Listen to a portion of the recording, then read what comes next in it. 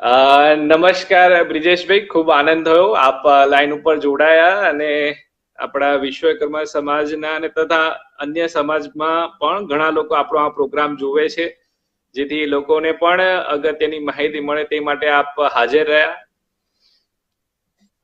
બ્રિજેશભાઈ, હું આપને એક વિનંતી કરીશ કે આપણા પોતાના શબ્દોમાં આપનો પરિચય આપણા દર્શક મિત્રોને આપો. સૌથી પહેલા જય વિશ્વકર્મા, અને આ માટે હું જયભાઈ નો આભાર માનીશ કે એમને એમના પ્રોગ્રામ માટે મને એક તક આપી અને આપણા સમાજના મિત્રો સાથે આ વાતો શેર કરવાનો, બ્રેઇન સ્ટ્રોક વિશે વાર્તાલાપ કરવાનો મને ચાન્સ આપ્યો. મારી વાત કરું તો હું doctor Brijesh Panchal, MSCH neurosurgery એટલે કે બ્રેઇન તથા સ્પાઇનના રોગોના નિષ્ણાત છું. બ્રેઇન અને સ્પાઇનને લગતા દરેક રોગોની સારવાર અમે અહીંયા કરતા હોય છે. હું as a consultant neurosurgeon Neuro one brain and spine institute, ગુરુદ્વારાની એક્ઝેક્ટ સામે થલતેજ આગળ ત્યાં હું સેવા આપું છું. બ્રિજેશભાઈ, આજનો આપનો ટોપિક છે બ્રેઇન સ્ટ્રોક વિશે. તો સૌથી પહેલા હું અને બીજા દર્શક મિત્રો જે આપણે પ્રોગ્રામમાં લાઈવ જોડાઈ રહ્યા છે એ જાણવા માંગે છે કે બ્રેઇન સ્ટ્રોક શું છે, બ્રેઇન સ્ટ્રોક કોને કહેવાય? ચોક્કસ. બ્રેઇન સ્ટ્રોક ને આપણે ઘણા બધા અલગ અલગ નામથી જાણતા હોઈએ છીએ. બ્રેઇન સ્ટ્રોક એટલે કે પક્ષાઘાત, લકવો સામાન્ય ભાષામાં, અંગ રહી જવું કે અંગ ખોટું પડી જવું, આ બધા અલગ અલગ નામથી આપણે બધા જ બ્રેઇન સ્ટ્રોકને ઓળખીએ છીએ. અને અમે હવે બ્રેઇન સ્ટ્રોકને બ્રેઇન એટેક પણ કહીએ છીએ. બ્રેઇન સ્ટ્રોકને સામાન્ય ભાષામાં કહીએ તો બ્રેઇનના અંદરના કોઈ પણ હિસ્સાની અંદર ડેમેજ થઈ અને એનું કોઈ ફંક્શન ના થવું અને એના કારણે જે કંઈ ખોડખાં પણ થાય એને આપણે બ્રેઇન સ્ટ્રોક કહીએ છીએ. ઓકે, એટલે બ્રેઇનમાં એટેક આવે ને ખોડખાંપ પણ થાય, બરાબર છે. તો આ બ્રેઇનના એટેક અને હૃદયના એટેક વચ્ચે અંતર શું છે અને સમાનતા શું છે? કેવી રીતે આપણે એક સાદી ભાષામાં, સરળ ભાષામાં સાંકળી શકીએ જેથી લોકોને એક ક્લિયર કટ મેસેજ જાય? ચોક્કસ જયભાઈ, આ ક્વેશ્ચન એટલો જ ઇમ્પોર્ટન્ટ છે કારણ કે આપણે બધા જ હૃદયના એટેક, હાર્ટ એટેકને તો બધા જ ઓળખીએ છીએ અને એટલું ઇમ્પોર્ટન્સ બી આપણે એને આપીએ છીએ કે કોઈને પણ હાર્ટ એટેક હોય તો દરેક તરત જ મનમાં ચપટી વાગીને લાઈટ થાય કે હાર્ટ એટેક એટલે ઇમરજન્સી, તરત જ આના માટે કંઈક ને કંઈક કરવું પડશે. એટલે જ અમે એક નવી ટર્મ છે બ્રેઇન એટેક. બ્રેઇન એટેક એટલે જેમ હૃદયની અંદર એટેક આવે તો હૃદયની કોઈ નસની અંદર ગઠ્ઠો હોય, આપણે બધાને ખ્યાલ આવે કે ગઠ્ઠો હશે ને હૃદયની અંદર લોહી નથી પહોંચ્યું એટલે આ તકલીફ થઈ છે. બ્રેઇન એટેક પણ સિમિલર હોય છે કે બ્રેઇન એટેકની અંદર પણ બ્રેઇનની કોઈ નસની અંદર લોહીનો ગઠ્ઠો જામી જાય અને બ્રેઇનના કોઈ હિસ્સામાં લોહી ન પહોંચે, એ કેસને આપણે બ્રેઇન એટેક કહીએ છીએ. ઘણા ઓછા કેસમાં એવું હોય છે કે બ્રેઇનની નસની અંદર પ્રેશર વધવાથી ફાટી જઈને હેમરેજ પણ થતું હોય છે, એ પણ બ્રેઇન એટેકનો એક ભાગ છે. પણ એ જ સમાનતા અંતર છે કે જેમ એમાં લોહીની નસ બંધ હોય છે એમ બ્રેઇન એટેકમાં પણ બ્રેઇનની અંદર લોહી પહોંચાડતી નસનો બંધ હોય છે અને ગઠ્ઠાને કારણે એ તકલીફ થતી હોય છે. બરાબર છે. એટલે બ્રેઇન એટેક કે પછી બ્રેઇન સ્ટ્રોક લોહીની નસમાં પ્રોબ્લેમ થવાના લીધે થાય છે. તો હું એમ પૂછીશ કે બ્રેઇન સ્ટ્રોકના કેટલા પ્રકાર છે?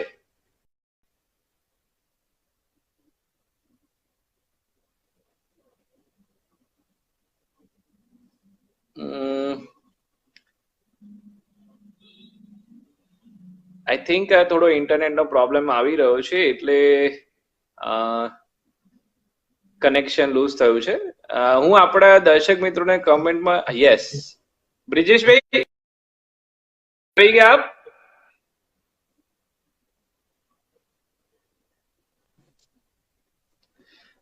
હું સુનિલભાઈ કે જે આપણા વિશ્વકર્મા પરિવારના સભ્ય છે એમને કમેન્ટમાં લખવા કહીશ કે પ્રોબ્લેમ જે કનેક્શનનો છે મારા તરફથી છે કે બ્રિજેશભાઈ તરફથી? બ્રિજેશભાઈ, હું તમને બરાબર દેખાઉં છું?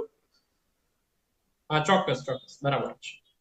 ઓકે, ના એટલે વચ્ચે છે ને વચ્ચે કનેક્શન જતું રહ્યું હતું, ધેટ્સ વાય હું પૂછું છું. હવે સંભળાય છે તમને? બરાબર દેખાય છે ને સંભળાય છે? મને ક્લિયર આવે છે. મારું બરાબર દેખાય છે મને, હવે તમારું ક્લિયર આવે છે.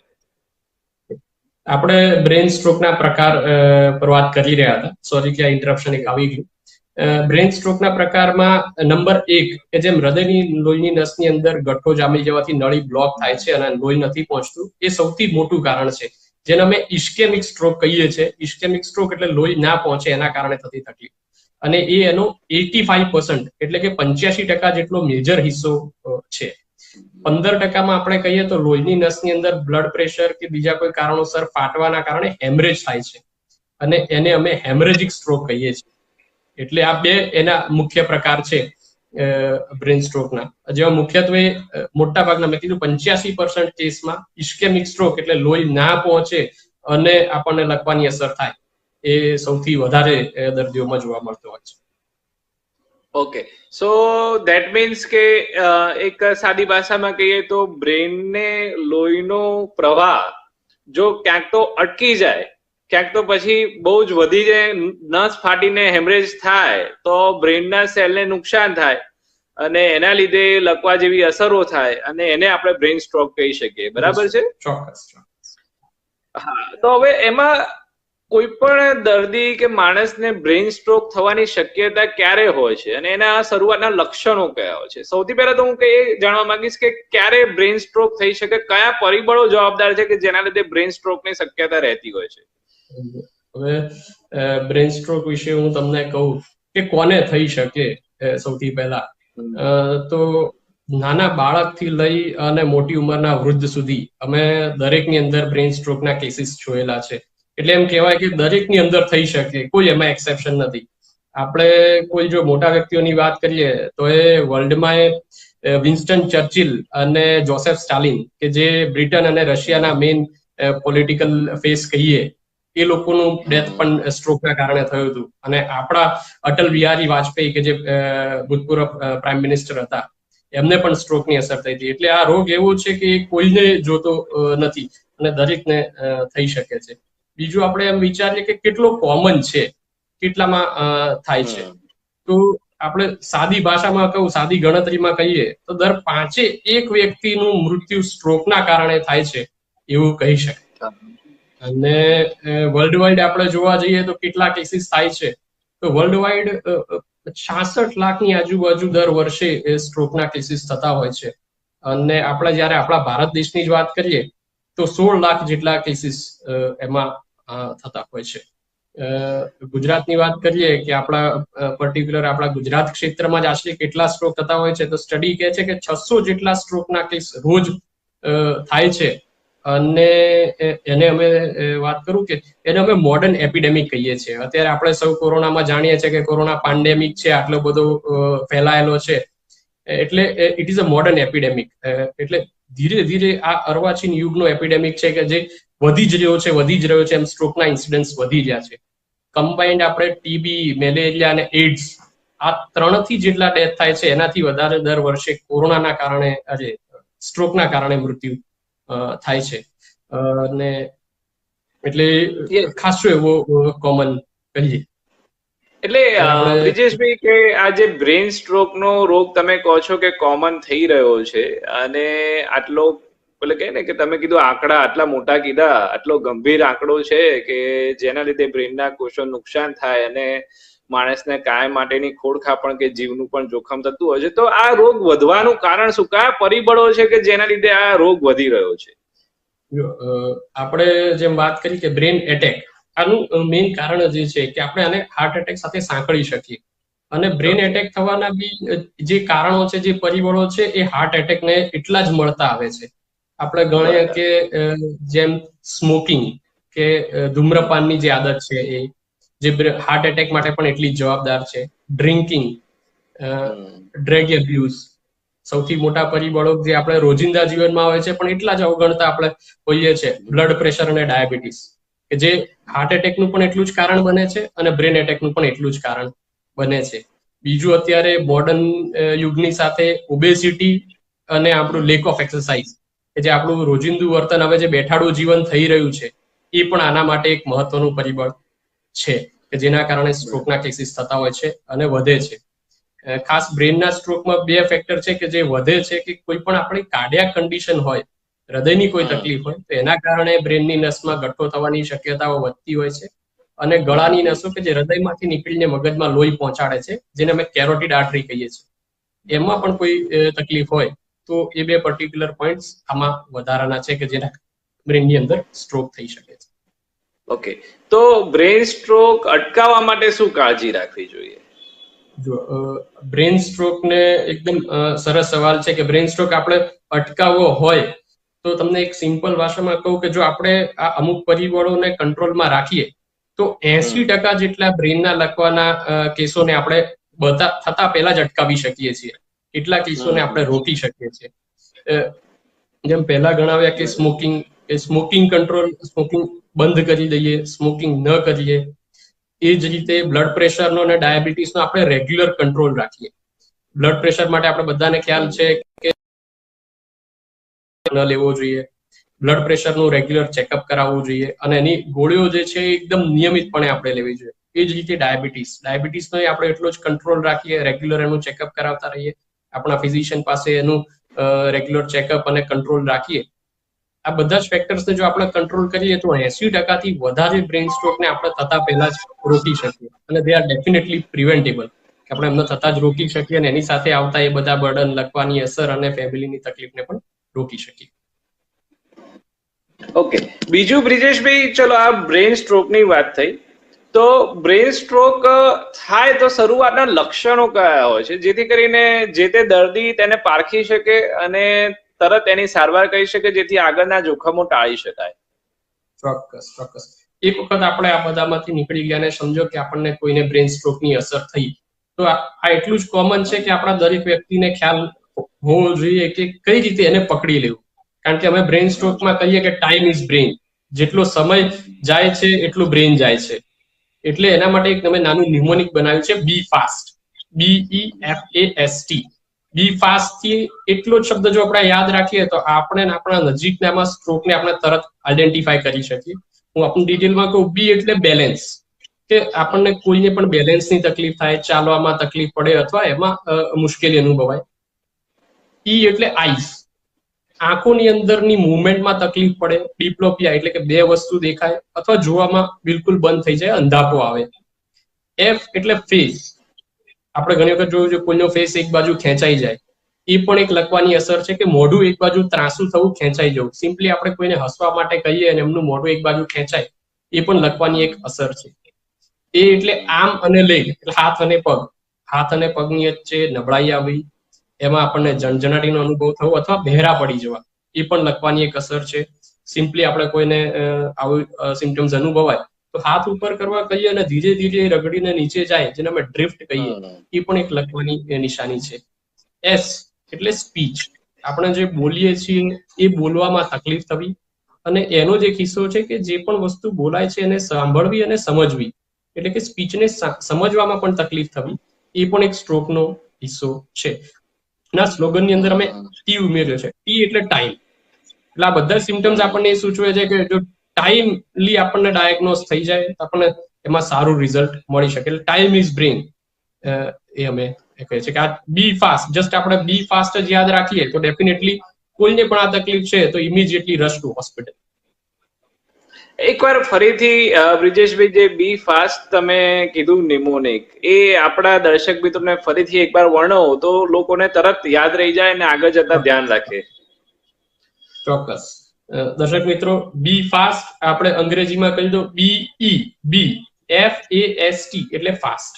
દરેકનો એક એક અર્થ છે. બી એટલે બેલેન્સ, આપણને બેલેન્સ જાળવવામાં તકલીફ પડે, ઊભા હોઈએ તો બેલેન્સ ન જાળવી શકીએ અથવા ચાલવામાં તકલીફ પડે, લડખડાઈ જઈએ, પડી જવાનો અનુભવ થાય. ઈ એટલે આઈસ, કે જોવામાં તકલીફ પડે, આપણને એકની જગ્યાએ બે દેખાય, આંખના ડોળાનું હલનચલન બરાબર ન હોય, ત્યાં આંખે અંધાપો આવી જાય કે બિલકુલ ન દેખાય. એફ એટલે ફેસ, કે ફેસના જે આપણા ફેશિયલ એક્સપ્રેશન છે એની સિમેટ્રી જતી રહે, એક સરખું ન દેખાય, મોઢું એક બાજુ ખેંચાયેલું લાગે, હસતી વખતે મોઢું એક બાજુ ખેંચાઈ જાય, એ પણ એનું એક લક્ષણ છે.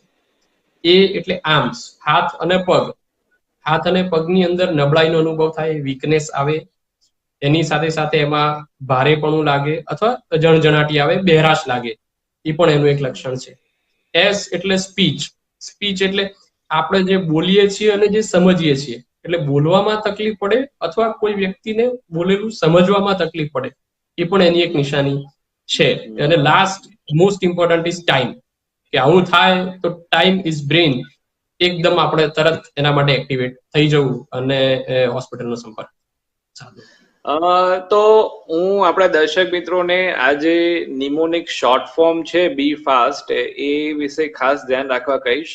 અને જે દર્શક મિત્રો પાછળથી આપણા પ્રોગ્રામમાં જોડાયા છે એ લોકોને હું માહિતી આપી દઉં કે આજનો આપણો ફેસબુક લાઈવ પ્રોગ્રામ નમસ્તે ડોક્ટર સાહેબ પ્રોગ્રામનો વિષય છે બ્રેન સ્ટ્રોક, આના કારણો, જોખમો અને સારવાર. આપણી સાથે ન્યુરોસર્જન ડોક્ટર બ્રિજેશ પંચાલ જોડાઈ ચુક્યા છે.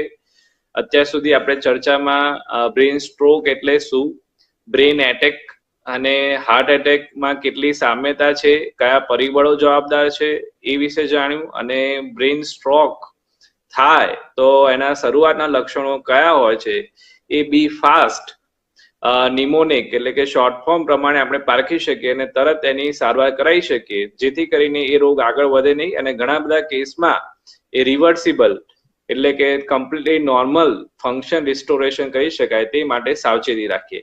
હવે બ્રિજેશભાઈ, હું જાણું છું ત્યાં સુધી બ્રેન સ્ટ્રોક થયો હોય તો એના માટે એક ગોલ્ડન ટાઈમ પીરિયડ ગણાતો હોય છે કે ભાઈ તમને શરૂઆતના લક્ષણો થાય તો આટલો અમુક ગોલ્ડન ટાઈમ પીરિયડ કે એ ટાઈમ પીરિયડમાં તમારે પહોંચી જાઓ તો બચવાની શક્યતા વધારે હોય છે. એ ગોલ્ડન ટાઈમ પીરિયડ શું છે? ચોક્કસ જયભાઈ, એની પહેલા હું ફરીથી એ જ કહીશ કે ટાઈમ ઇઝ બ્રેન. સૌથી પહેલા દરેક વ્યક્તિ એ જ વસ્તુ યાદ રાખે કે ટાઈમ ઇઝ બ્રેન. જેટલું સમય આપણો વહેલા છે એટલું આપણે બ્રેન બચાવી શકીએ. સિમ્પલી કહું તો 1 મિનિટની અંદર મગજની અંદર લોહી ન પહોંચે તો 1 મિનિટની અંદર 19 લાખ મગજના કોષો નાશ પામે છે અને દેટ ઇઝ ઇરિવર્સિબલ ડેમેજ. એટલે સિમ્પલી આપણે ગણી શકીએ કે લોહીની નસ બંધ થાય અને સમય વીતતો જાય એમ આપણે કેટલા લોહીના મગજના કોષો આપણે ગુમાવતા હોઈએ છીએ. વાત કરું કે ગોલ્ડન ટાઈમ પીરિયડ વિશે, તો સૌથી પહેલા આ જ કોઈ તકલીફ આપણને આવે તો પહેલા 3 થી 4.5 કલાકનો પીરિયડ એ અમારી એ રીતે એકદમ ગોલ્ડન પીરિયડ કહેવાય. કે કોઈ બી વ્યક્તિને લોહીની નળીનો બ્લોકેજ હોય અને આ રીતે મગજની અસર થાય, આપણે જે બી ફાસ્ટ ન્યુમોનિક આપ્યું એમાંથી કોઈ લક્ષણ જણાય તો તાત્કાલિક હોસ્પિટલનો સંપર્ક સાથે કે જ્યાં ન્યુરોલોજીસ્ટ, ન્યુરોસર્જન અને આખી એની સ્ટ્રોક ટીમ હોય, ડેડિકેટેડ સ્ટ્રોક ટીમ હોય કે જે એમને તરત જ ઇવેલ્યુએટ કરી લે અને આ 4.5 કલાકના ગોલ્ડન પીરિયડની અંદર એમનું ઇમેજિંગ એટલે કે આ ડાયગ્નોઝ કરવું હોય તો આ લક્ષણોથી થાય એને કન્ફર્મ કરવા માટે અમે ઇમેજિંગ કરતા હોઈએ છીએ. સીટી સ્કેન અને MRI ના ઇમેજિંગથી આપણે આને જાણી શકીએ. અને ઇમેજિંગ થયાની તરતની તરત 3 થી 4.5 કલાકની અંદર લોહીની નળી બંધ હોય તો આપણે એક ભારે ઇન્જેક્શન જેને અમે ટેનેક્ટેપ્લેસ કે એલ્ટીપ્લેસ કહીએ છીએ એ ઇન્જેક્શન આપણે આપી શકીએ અને એ આ લોહીની નસની અંદર જે ગઠ્ઠો હોય છે એને ઓગાળી શકે અને મગજના એ ભાગની અંદર લોહીનો પ્રવાહ ફરીથી રિસ્ટોર કરી શકે અને આપણને પરમનન્ટલી એવી કોઈ ડેમેજ, ખોડખાંપણ ન આવે અને રિસ્ટોર થઈ શકે. એટલે પહેલા 4.5 કલાક એ સૌથી અગત્યના હોય છે અને એની 4.5 કલાકની અંદર જ આપણને તકલીફ થાય, એની 4.5 કલાકની અંદર આપણે હોસ્પિટલ પહોંચી આ બધું ડાયગ્નોસિસ થઈ અને આપણે ટ્રીટમેન્ટ સુધી પહોંચી શકીએ એ સૌથી અગત્યનું હોય છે. અત્યારના સંજોગોમાં વાત કરીએ ઘણી વખત તકલીફ થાય, આપણે ડોક્ટર પાસે જઈએ, ડોક્ટર કોઈ ટેસ્ટ એડવાઇસ કરે આપણને, આપણે ટેસ્ટ માટે જઈએ, એને એ ટેસ્ટની અંદર ટાઈમ આપણો વ્યતીત થાય, એના પછી ફરી આપણે ડોક્ટર પાસે જઈએ અને ડોક્ટરની પાસે ઇવેલ્યુએટ કરાવીએ. ત્યાં સુધીમાં આ ગોલ્ડન પીરિયડ અમે જોયું છે ઘણા બધા દર્દીઓની અંદર લોસ થતો હોય છે અને પછી આપણે એ સ્ટેજની કાફી બહાર આવી જતા હોય છે જેથી અમે હેલ્પ નથી કરી શકતા. બીજું આપને કહીશ કે આ એટલું કોમન છે, એ જ પ્રશ્નની વાત કરું તો દર 2 સેકન્ડમાં એક વ્યક્તિને બ્રેન સ્ટ્રોક થાય છે અને દર 6 સેકન્ડે કોઈ એક વ્યક્તિનું ડેથ સ્ટ્રોકના કારણે થાય છે. એ રીતે જોઈએ તો 1 મિનિટની અંદર 10 ડેથ થાય અને આપણો પ્રોગ્રામ 10 મિનિટથી ચાલુ થયો છે તો 101 ડેથ બ્રેન સ્ટ્રોકના કારણે થઈ ચુક્યા છે. એ જ આપણને જણાવે છે કે આ પ્રોગ્રામ ચાલુ છે કેટલો એ વ્યાપક છે અને કેટલી હદે આપણે એને રોકી શકીએ. એક આ 4.5 કલાકની તકલીફની પછી બ્લડ રિસ્ટોરેશન કરવા માટે એક નવી ટેકનિક છે જેને અમે મિકેનિકલ થ્રોમ્બેક્ટોમી કહીએ છીએ. કે આપણે લોકોને ખ્યાલ છે કે હૃદયમાં તકલીફ થાય તો તરત ને તરત ડોક્ટરની પાસે જઈએ, લોહીની ગઠ્ઠો ઓગાળવાનું ઇન્જેક્શન આપે અને એના પછી એન્જિયોગ્રાફી, એન્જિયોપ્લાસ્ટી વિશે આપણે દરેક જાણતા હોઈએ છીએ. એ લેટેસ્ટ ટેકનિક 2015માં જ મગજની નસોમાં પણ એપ્રુવ થઈ છે જેને મિકેનિકલ થ્રોમ્બેક્ટોમી કહીએ છીએ. કે મગજની લોહીની નસની અંદર બ્લોકેજ હોય, મોટી નળી બ્લોક હોય, તો આપણે આ 4.5 કલાકની અંદર ભારે ઇન્જેક્શન પણ આપીએ અને એના પછી જો નસ ન ખુલે તો 24 કલાક સુધી સિલેક્ટેડ કેસીસમાં અમે અંદર પગની નસ વાટે જ અંદર નાના દૂરબીન ઉતારી અને મગજની નસની અંદર જઈ એ નસને સક્શનથી ગઠ્ઠો ખેંચી કે સ્ટેન્ટ મૂકી અને આપણે ગઠ્ઠો કાઢી શકીએ અને મગજના એ કોષોને ફરી લોહીનો પ્રવાહ ચાલુ કરી પરમનન્ટ ડેમેજ અટકાવી શકીએ છીએ. એટલે આ મિકેનિકલ થ્રોમ્બેક્ટોમી નામની જે ટ્રીટમેન્ટ છે એ સૌથી લેટેસ્ટ છે, 2015માં જે એપ્રુવ થઈ છે અને એના રિઝલ્ટ પણ ઘણા સારા અમે જોયા છે કે ઓપરેશન ટેબલ પર જ દર્દીની લકવો તરત ને તરત દૂર થઈ જાય. એટલે એ ખાસી સરસ ટેકનિક છે, પણ ટાઈમ ફ્રેમ છે કે જેના કારણે દર્દીઓને ઘણા દર્દીઓ એમાંથી બાકાત રહી જતા હોય છે. એટલે ફરીથી કહીશ કે ટાઈમ ઇઝ બ્રેન. બ્રેનમાં ફક્ત એક જ એનું સૂત્ર છે કે ટાઈમ ઇઝ બ્રેન.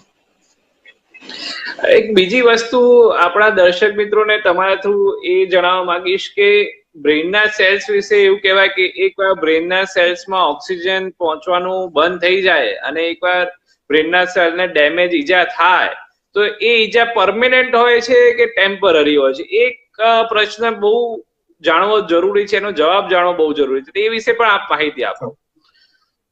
ચોક્કસ. હવે આપણે સૌએ જાણીએ છીએ કે શરીરના દરેક કોષને જીવિત રહેવા માટે પોષક દ્રવ્ય માટે લોહીની જરૂર હોય છે અને શરીરના દરેક ભાગના કોષનું લોહી ના મળે ત્યારે રેઝિસ્ટ કરવાનો જે ટાઈમ છે એ સૌથી ઓછો બ્રેનના સેલનો હોય છે. બ્રેન અને કરોડરજ્જુના સેલ્સ જેને આપણે ન્યુરોન કહીએ છીએ એનો ઇસ્કેમિયા ટોલરેટ કરવાનો ટાઈમ બહુ જ ઓછો હોય છે અને સૌથી ઝડપથી એને અસર થાય છે. અને એક વખત જો સેલને ડેમેજ થઈ જાય તો એ ઇરિવર્સિબલ હોય છે અને એ પછી પાછી આવતી નથી.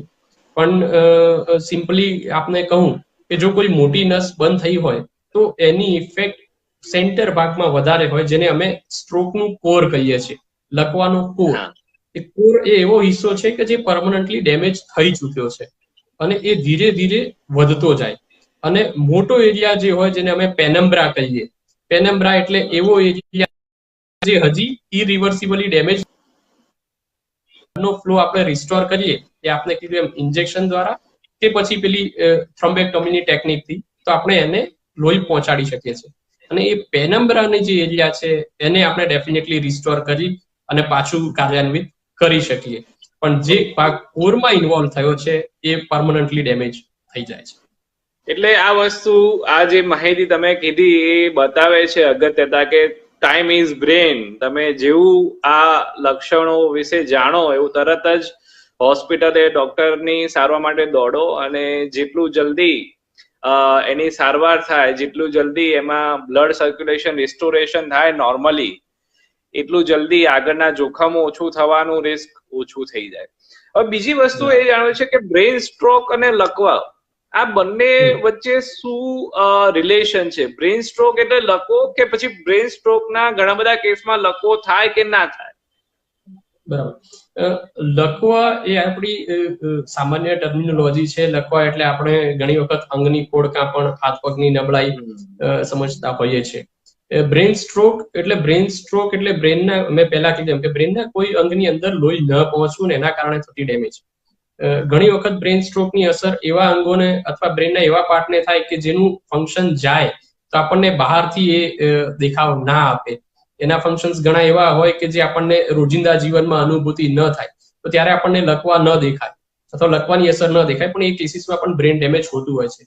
પણ જ્યારે મગજના એ હિસ્સાઓ મોટા ભાગના કે જેમાં હાથ પગનું હલનચલન કે સ્પીચ, કે જે આપણે મોસ્ટ ઇમ્પોર્ટન્ટ ફંક્શન્સ છે કે જેને આપણે ડે ટુ ડે લાઈફમાં ઓબ્ઝર્વ કરતા હોઈએ, એ ફંક્શન્સ ઇન્વોલ્વ થાય ત્યારે એ બાજુની વીકનેસ થતી હોય, જેને આપણે સામાન્ય રીતે લકવો કહેતા હોઈએ છીએ. સામાન્ય રીતે કહીએ કે જમણી બાજુના મગજમાં જો અગર ડેમેજ થાય તો ફક્ત ડાબી બાજુએ નબળાય, કારણ કે મગજનું સર્ક્યુલેશન છે એ ક્રોસ કનેક્શનથી કામ કરે છે. જમણી બાજુનું મગજ છે એ ડાબી બાજુના અંગોનું હલનચલનનું કામ, ડાબી બાજુનું મગજ છે એ આપણે જમણી બાજુના અંગોનું હલનચલનનું કામ કરે છે. બીજું એક વસ્તુ કે આપણે બધા મોટા ભાગે જમણા હાથેથી બધું કામ કરતા હોઈએ છીએ, જેને અમે રાઈટ હેન્ડ ડોમિનન્ટ કહીએ. એ બધા પેશન્ટ્સની અંદર ડાબી બાજુનું આપણું મગજ ડોમિનન્ટ હોય છે. આપણી સ્પીચ એટલે કે બોલવા અને ભાષાના કેન્દ્રો ડાબી બાજુએ હોય છે. એટલે જે પેશન્ટ્સને જમણી બાજુ તકલીફ હોય એમને ફક્ત ડાબી બાજુના હાથ પગમાં નબળાઈ અને લકવાની અસર થતી હોય છે. જેમને ડાબી બાજુએ તકલીફ હોય એમને હાથ પગની નબળાઈ જમણી બાજુએ હોય, પણ સાથે સાથે સ્પીચ એટલે કે ભાષાની પણ તકલીફ હોય છે. એ બોલેલી વસ્તુ એ લોકો સમજી શકતા નથી અથવા તો બોલવામાં એમને તકલીફ પડતી હોય છે. ઓકે, હવે બીજું એક વાર સમજો કે દર્દીને લકવો થઈ ગયો બ્રેન સ્ટ્રોક ના લીધે, તો એ રિવર્સિબલ હોય છે કે નહીં? જો ફરીથી કે જો ટાઈમ ઇઝ બ્રેન, આપણે આ 3 થી 4.5 કલાકના વિન્ડોમાં કે 24 કલાકની અંદર આપણે આવી જઈએ અને જો આપણે આ બંને ટ્રીટમેન્ટ લઈ શકીએ તો એના ખાસા એવા કોડ કાપણને આપણે રિવર્સ કરી શકીએ છીએ. પણ એ વિન્ડો 4.5 કલાકથી 24 કલાકની અંદર હોય છે. એક વખત એ સમય વીતી જાય પછી આપણે એને રિવર્સ નથી કરી શકતા. બ્રેનના સેલ્સ પરમનન્ટલી ડેમેજ થઈ જતા હોય છે અને એવા કેસીસમાં આગળ જતા બ્રેનની અંદર સોજો આવે અને એના કારણે જે તકલીફ થાય તો ઘણી વખત અમારે સર્જરી કરીને હાડકું કાઢવાની પ્રોસિજર, જેને આપણે ડીકમ્પ્રેસિવ ક્રેનેક્ટમી કહીએ છીએ, કે મગજની અંદર પ્રેશર વધવાના કારણે બ્રેનના બીજા ભાગોને બચાવવા માટે અમારે હાડકું કાઢી અને જગ્યા કરવી પડે છે. એને ડીકમ્પ્રેસિવ ક્રેનેક્ટમી કહીએ છીએ. એ સ્ટેજ ઉપર આવે છે અને ત્યારે એ જીવ બચાવવા માટેની લડાઈ થઈ જાય છે. એટલે આપ સમજી શકો છો કે જે વસ્તુ શરૂઆતના સમયગાળામાં ફક્ત ખોડખાં પણ રિવર્સ કરવા માટે હોય છે, એ સમયગાળા પછી જીવ બચાવવાની લડાઈ સુધી પહોંચી જાય છે. એટલે ટાઈમ સાથે એ રિવર્સિબલ થી લઈ ઇરરિવર્સિબલ સુધી પહોંચી જતી હોય છે. હું ફરીથી આ પ્રોગ્રામના વચ્ચેથી કે આપણો આ જે પ્રોગ્રામ છે નમસ્તે ડોક્ટર સાહેબ, એ દર શનિવારે આપણે રાત્રે 8 વાગે કરીએ છીએ અને ફેસબુક લાઈવ પ્રોગ્રામ કરીએ છીએ. આ વિડીયો જે વાર્તાલાપ છે એ તો તમે ફેસબુક ગ્રુપ એટલે pride of Panchal Vishwakarma Facebook group ઉપર તો જોઈ શકો છો. સાથે સાથે દર રવિવારે આ જ પ્રોગ્રામ યુટ્યુબ ચેનલ વિશ્વ સર્જનહાર પર પણ પ્રકાશિત કરવામાં આવે છે. હું બીજી માહિતી આપવા માંગીશ. આ જ રીતના મેડિકલ તથ્યો, સ્વાસ્થ્ય અંગેના ફેક્ટ્સ પણ હું લખું છું અને આપ પણ એ ગ્રુપમાં જોડાઈ શકો છો. જે તમે 74 80 90 80 90 નંબર પર લખીને મોકલી આપી શકો તો હું એ ગ્રુપમાં ઇન્ક્લુડ કરી શકું. આ જે નમસ્તે ડોક્ટર સાહેબ પ્રોગ્રામ છે એનો મેઇન હેતુ, લાઈવ પ્રોગ્રામનો હેતુ એ છે કે તમે આ પ્રોગ્રામમાં લાઈવ રહો ત્યારે જ્યારે તમને કોઈ પ્રશ્ન મગજમાં આવતા હોય તમે કમેન્ટમાં લખી શકો છો અને એ કમેન્ટમાં લખેલા પ્રશ્નનો જવાબ આપણે એક્સપર્ટ ડોક્ટર જોડે પૂછી શકીએ. હું જોઈ શકું છું કે કમેન્ટમાં પ્રશ્નો આવેલા છે. આ પ્રશ્નને ચોક્કસથી હું હમણાં 1 મિનિટમાં લઈશ અને ડોક્ટર બ્રિજેશભાઈ પંચાલ પાસેથી તેના જવાબો માંગીશ, જેથી કરીને આપણા દર્શક મિત્રો તેના વિશે જાણી શકે. બ્રિજેશભાઈ, હવે એક છેલ્લો સવાલ, છેલ્લો કહીને કે ટોપિક કે આની સારવાર. તો તમે આગળ કીધું તો ખરા સારવાર વિશે ઘણું બધું, પણ આપણે એને સિમ્પ્લિફાઈડ ટર્મમાં લઈએ, સિમ્પ્લિફાઈડ લેંગ્વેજમાં દર્શક મિત્રોને સમજાવવું હોય તો એમ કહી શકાય કે બ્રેન સ્ટ્રોક થયો હોય તો એની સારવાર એક દવાથી થઈ શકે, બીજી મિનિમલી ઇન્વેઝિવ ટેકનિક એટલે ન્યુરો રેડિયો ઇન્ટરવેન્શન ટેકનિકથી થઈ શકે અને ત્રીજી એટલે કે બ્રેન સર્જરીથી થઈ શકે. તો ક્યારે બ્રેન સ્ટ્રોકની સારવાર દવાથી શક્ય છે, ક્યારે બ્રેન સ્ટ્રોકની સારવાર ન્યુરો રેડિયો ઇન્ટરવેન્શન ટેકનિકથી શક્ય છે અને ક્યારે બ્રેનની સર્જરી બ્રેન સ્ટ્રોકની સારવાર કરવા માટે અનિવાર્ય હોય છે? ચોક્કસ. આપણે હમણાં જ વાત થઈ પણ સિમ્પ્લિફાઈ ભાષામાં કહીએ કે બ્રેન સ્ટ્રોક થાય તો પહેલા 3 થી 4.5 કલાકમાં દર્દી જો એક ડેડિકેટેડ બ્રેન સ્ટ્રોક સેન્ટર પર આવે તો એને આપણે ઇવેલ્યુએટ કરીને દવાથી સારવાર કરી શકીએ. જે દવા આપીને આપણે નસની અંદરનો ગઠ્ઠો ઓગાળી અને બ્રેનની અંદરનો લોહીનો પ્રવાહ પૂર્વવત કરી શકીએ અને જે લખવાની અસર છે એને પાછી રિવર્સ કરી શકીએ અને દર્દીને કોઈ ખોડખાં પણ ન રહે.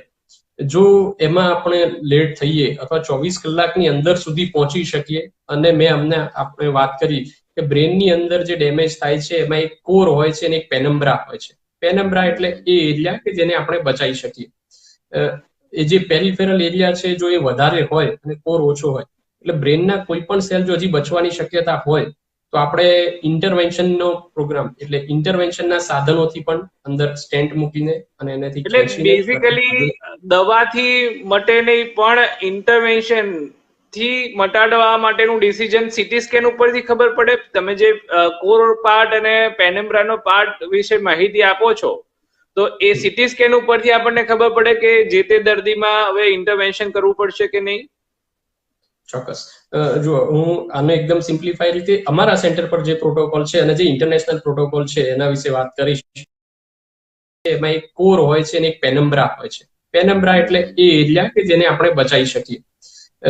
એ જે પેરિફેરલ એરિયા છે જો એ વધારે હોય અને કોર ઓછો હોય, એટલે બ્રેનના કોઈ પણ સેલ જો હજી બચવાની શક્યતા હોય તો આપણે ઇન્ટરવેન્શનનો પ્રોગ્રામ એટલે ઇન્ટરવેન્શનના સાધનોથી પણ અંદર સ્ટેન્ટ મૂકીને અને એનાથી એટલે બેઝિકલી દવાથી મટે નહીં, પણ ઇન્ટરવેન્શન થી મટાડવા માટેનું ડિસિઝન સીટી સ્કેન ઉપરથી ખબર પડે? તમે જે કોર પાર્ટ અને પેનેમ્બ્રાનો પાર્ટ વિશે માહિતી આપો છો, તો એ સીટી સ્કેન ઉપરથી આપણને ખબર પડે કે જે તે દર્દીમાં હવે ઇન્ટરવેન્શન કરવું પડશે કે નહીં?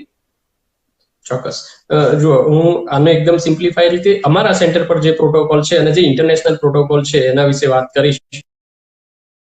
સીધું આ તકલીફ સાથે અમારા હોસ્પિટલના સ્ટોર પર આવે તમે તરત જ એને ક્લિનિકલી જોઈએ. અમારી આખી ડેડિકેટેડ સ્ટ્રોક ટીમ છે જેમાં અમારા ન્યુરોફિઝિશિયન કલીગ્સ અને અમે પેશન્ટને ઇવેલ્યુએટ કરીને તાત્કાલિક એમનો એક સીટી સ્કેન કરીએ. સીટી સ્કેનની અંદર હેમરેજ છે કે નહીં એ જોઈ કન્ફર્મ કરીએ કે આ ઇસ્કેમિક સ્ટ્રોક છે, લોહીની નસ બંધ થવાથી થયેલો સ્ટ્રોક છે. એટલે તાત્કાલિક એમને જે પેલું ઇન્જેક્શનની વાત કરી એ ઇન્જેક્શન આપણે તાત્કાલિક એમને આપીએ.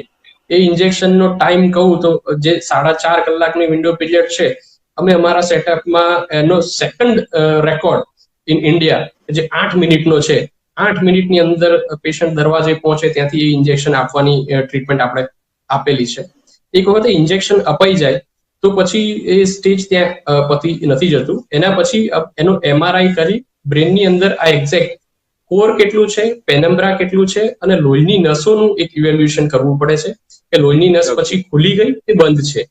અને જો તેમ છતાં ઇન્જેક્શન આપવા છતાં જો એ નસ ન ખુલી હોય તો આપણે જે સેકન્ડ ડિગ્રીનું ઇન્ટરવેન્શનનું જે ટ્રીટમેન્ટ છે એના માટે આપણે એના માટે આગળ વધતા હોઈએ છીએ અને એ ઇન્ટરવેન્શન દ્વારા એ નસને ફરીથી ખોલતા હોઈએ છીએ. બરાબર છે. ઓકે, હવે આપણે આપણા દર્શક મિત્રોના સવાલો લઈશું અને લગભગ 10 મિનિટમાં આપણે એ સવાલોના અંતિમ સેશનમાં આવી જઈશું. હવે ઘણા બધા દર્શક મિત્રોનો કમેન્ટમાં સવાલ છે કે માથાનો દુખાવો થાય છે. હવે હું દર્શક મિત્રોને એ કહેવા માંગીશ કે આપણે માથાના દુખાવા વિશે એક અલગથી સેશન, અલગથી એપિસોડ કરવાના છે. તે છતાં હું બ્રિજેશભાઈને પૂછીશ કે માથાના દુખાવા અને બ્રેન સ્ટ્રોક ને કઈ સંબંધ છે? જો માથાનો દુખાવો એક ઘણું સામાન્ય સિમ્ટમ્સ છે. ઘણા બધા દર્દીઓને માથાનો દુખાવો હોઈ શકે છે અને માથાનો દુખાવાને સીધો બ્રેન સ્ટ્રોક કહેવો એ એટલું જ સરળ નથી. માથાનો દુખાવો બીજા ઘણા બધા કારણોસર થઈ શકે છે જે એટલા સિરિયસ નથી હોતા અને એક વખત એના માટે તમે ન્યુરોફિઝિશિયન અથવા ન્યુરોસર્જનને બતાવી એનું ડિટેલ ઇવેલ્યુએશન કરાવો, એના પછી આપણે એના વિશે ચોક્કસપણે કહી શકીએ. પણ માથાનો દુખાવો માત્ર બ્રેન સ્ટ્રોક છે એવું માનવું એ સાચું નથી. ઠીક છે. એટલે દર્શક મિત્રોને હું કહીશ કે માથાના દુખાવા વિશે આપણે અલગથી એક એપિસોડ રાખવાના છે, એમાં આપ જરૂર હાજર રહો. આપ પ્રાઇડ ઓફ પંચાલ ફેસબુક પેજને ફોલો કરો, એમાં આપને માહિતી મળશે કે માથાના દુખાવાનો એપિસોડ ક્યારે છે. હવે એક પ્રશ્ન એ પણ હતો કે દર્દી બ્રેન સ્ટ્રોકના લીધે કોમામાં ક્યારે જઈ શકે? જો એકદમ સરસ સવાલ છે એમનો કે બ્રેન સ્ટ્રોકના કારણે કોમામાં ક્યારે જઈ શકે.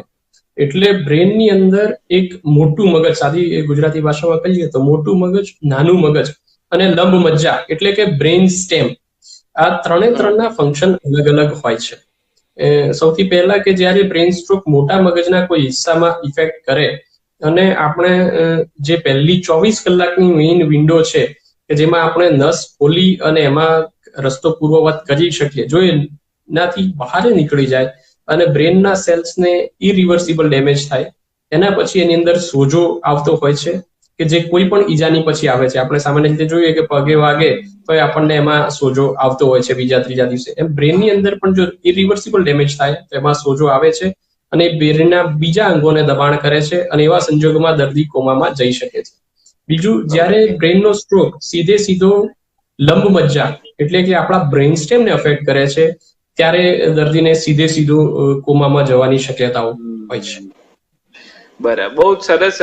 તમે સરળ ભાષામાં સમજો, કારણ કે કોમા વિશે ઘણા બધા લોકોનો સવાલ હોય છે કે કોમા પછી મને એક મારા વોટ્સએપ ઉપર એક દર્શક મિત્રે એવો સવાલ પૂછ્યો હતો કે સાહેબ આમાં કોમા એકવાર દર્દીને થાય પછી કોમા આપણે ઘણીવાર સાંભળીએ છીએ કે મહિનો પછી દર્દીને કોમામાંથી રિવર્સિબલ કન્ડિશન થઈને નોર્મલ થયો. તો આ શું છે અને પાછળનું તથ્ય શું છે કે ભાઈ કોમામાં માણસ કેટલા દિવસ રહે અને ક્યારે માણસ પાછો નોર્મલ કન્ડિશનમાં આવે? ચોક્કસ. હવે આ કોમા શબ્દ જે છે એના કારણે ખાસા બધા લોકોના મગજમાં એ કન્ફ્યુઝન હોય છે. સરળ રીતે કહું તો કોમા આપણે જેને કહીએ છીએ, કોમા એ એક પર્ટિક્યુલર કન્ડિશન નથી, એનો એક આખો સ્કેલ હોય છે અને એ સ્કેલ પ્રમાણે કોમાની કન્ડિશન હોય છે. સામાન્ય રીતે અમે એને ગ્લાસગો કોમા સ્કેલ કહીએ છીએ અને સ્કેલની અંદર આપણે બધા 3 વસ્તુઓનું અમે ઇવેલ્યુએશન કરતા હોઈએ છીએ. એક છે આંખોનું હલનચલન, આંખોનું ખોલવું, બીજું હાથ પગનું હલનચલન અને આપણી સ્પીચ એટલે બોલવું. અને એ 3 ફેક્ટરના આધારે આપણો સ્કેલ નક્કી થાય છે, જે ઓછામાં ઓછો 3 હોઈ શકે અને સૌથી બરાબર એટલે કે બેસ્ટમાં બેસ્ટ 15 હોઈ શકે. અને કોમાને આ કોઈ પણ સ્કેલમાં કયા આંકડા પર છે, ક્યાં છે, એના પર એક કોમાનું સ્ટેજ નક્કી થતું હોય છે. અને એ કોમાનું સ્ટેજ નક્કી કરે છે કે કેટલા સમયમાં અને કેટલી રિકવરી એમાં આવશે. એટલે દરેક કોમાના સ્ટેજ પ્રમાણે એની રિકવરીનો સમય અને કેટલા અંશે રિકવરી આવશે એ દરેક કેસમાં અલગ અલગ હોય છે.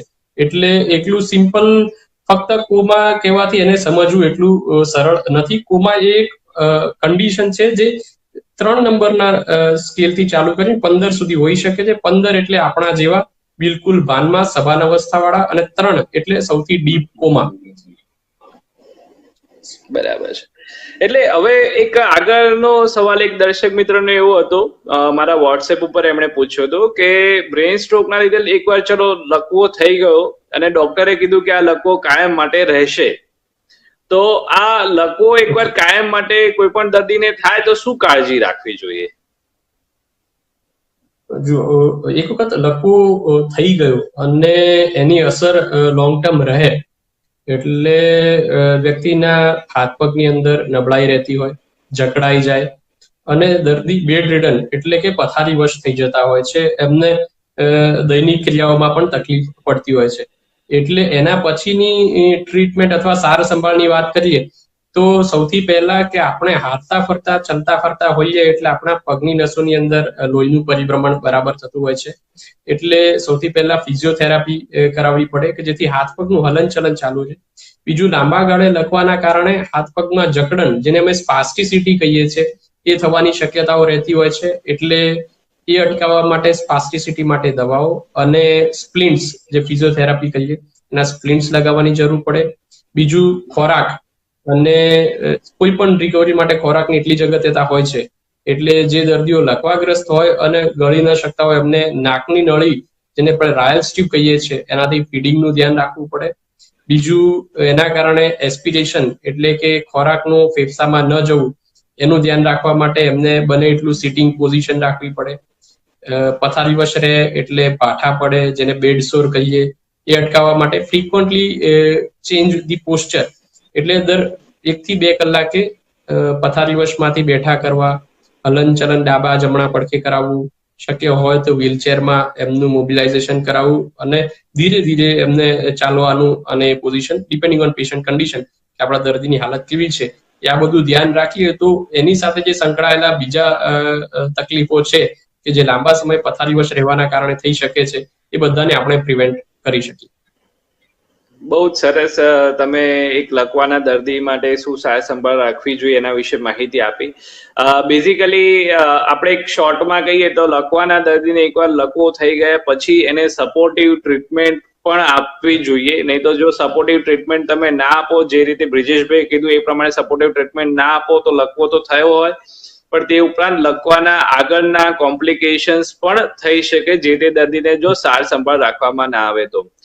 તો દર્શક મિત્રો, આ સાથે આજનો પ્રોગ્રામ અહીં આપણે સમાપ્ત કરીએ છીએ. ખૂબ જ સરસ માહિતી આપી આપણને ડોક્ટર બ્રિજેશભાઈએ. અને બ્રિજેશભાઈને ફરીથી પાછું આ જે પ્રોગ્રામમાં કોઈક અલગ ન્યુરો સર્જરીના વિષય અંગે પણ આપ દર્શક મિત્રોને પણ એક આગળ માહિતી આપી તે પ્રમાણે કે આવા પ્રોગ્રામ એટલે કે મેડિકલ જગતના વિજ્ઞાન વિશેના અલગ અલગ વિષયો અંગેના પ્રોગ્રામ નમસ્તે ડોક્ટર સાહેબ પ્રોગ્રામ દર શનિવારે આપણે રાત્રે 8 વાગે કરીએ છીએ. એ ઉપર બીજી સૂચના એ આપવાની કે કાલથી એટલે કે રવિવારથી આ પ્રોગ્રામ વિશ્વ સર્જનહાર યુટ્યુબ ચેનલ ઉપર પણ આપ જોઈ શકો છો. ફેસબુક ગ્રુપમાં પ્રાઇડ ઓફ પંચાલ ગ્રુપમાં તો આપ જોઈ શકો છો, તે ઉપરાંત યુટ્યુબ ચેનલ વિશ્વ સર્જનહાર ઉપર પણ આપ જોઈ શકો છો. તો તે સાથે આપ સૌની હું રજા લઉં છું અને બ્રિજેશભાઈનો ખૂબ ખૂબ આભાર માનું છું કે તેમણે અગત્યનો ટાઈમ કાઢીને મારા માટે અને આપણા દર્શક મિત્રો માટે માહિતી શેર કરી. આ સાથે જય વિશ્વકર્મા. ફરીથી આવતા શનિવારે મળીશું અને બીજા કોઈ અગત્યના વિષય અંગે માહિતી મેળવીશું. આપ બ્રિજેશભાઈ કંઈક કહેવા માંગતા હો? ચોક્કસ. આપણા વિશ્વકર્મા સમાજ અને પ્રાઇડ ઓફ પંચાલ ગ્રુપનો હું આભાર માનું છું કે સમાજના ઉપયોગી આ એક જે કાર્યક્રમ જયભાઈ અને આપણું પ્રાઇડ ઓફ પંચાલ ગ્રુપ જે ચલાવી રહ્યું છે એકદમ ઉમદા કાર્ય છે કે સમાજના બાકીના વ્યક્તિઓને બી આના વિશે અને મેડિકલ તથ્યો વિશે ફેક્ટ્સ વિશે જાણકારી મળી રહે અને એ આ મોટી મોટી તકલીફો વિશેમાંથી એમને સાચું જ્ઞાન મળે અને એમાંથી બચવાના ઉપાયો શોધી શકે અને સારી સાર સંભાળ મેળવી શકે.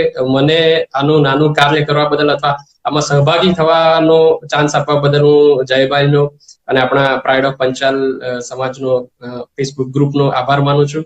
અને ભવિષ્યમાં ક્યારે આવી તક મળશે તો ડેફિનેટલી આપણા સાથે આ કામ કરવામાં ડેફિનેટલી હું આનંદ અનુભવીશ અને આપવા બદલ હું તમારા બધાનો આભાર માનું છું. Okay, thank you. જય વિશ્વકર્મા. જય વિશ્વકર્મા.